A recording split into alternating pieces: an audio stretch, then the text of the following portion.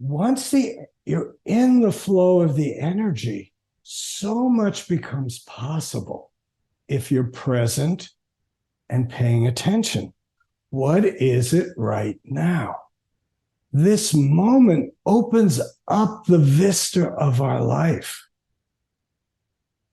Staying closed behind our self-centered image of I narrows things and makes it small.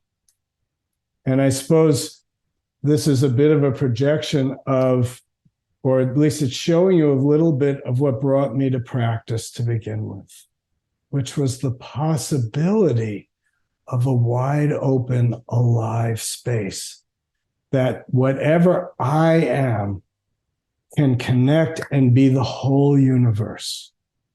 So in Zen, we say the one is the many is the one. Each of us are completely it. And if our mind is open and we enter into the flow of energy, we can bring things together that don't necessarily go together.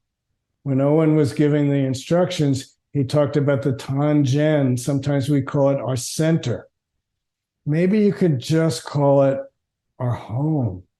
We come back to ourselves, but not I, to the fullness of it. Once we use our breath and our body, it's much more than my feelings and my thoughts and my ideas. It's oxygenation. It's changing the metabolism. It's bringing in all of the aspects of this body, mind, that I don't even think of as me.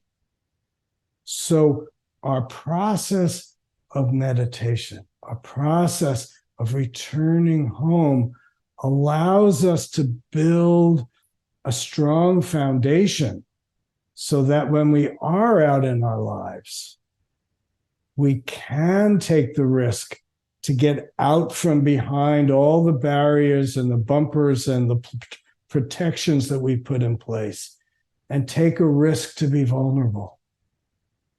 Take a risk to show ourselves. You know, so much of the time we spend trying to build up this character that we want people to think we are.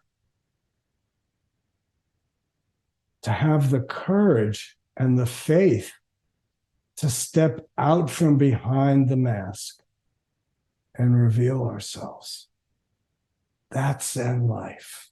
There might be torment and struggle going on here and here, but if we can bring our attention lower into our lower abdomen, down about 2 inches below our navel, slowly breathe in, slowly breathing out. We're adding ballast to our foundation that allows us to be present and alive in our lives. And we have the Bodhisattva way as our direction. What do I do in this world? Don't know. But there's something to be done. There's some pain in front of us. There's some situation we're involved in. And if we can be creative enough, if we can hear the needs of others and ourselves, there's a way to be creative and to find a path forward. We may never solve all the problems.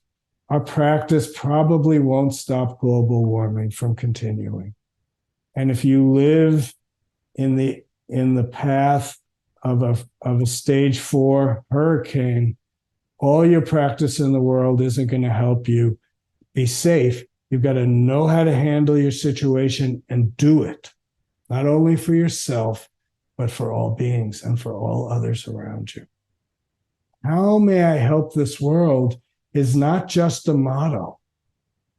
How may I help is the path to enlightenment.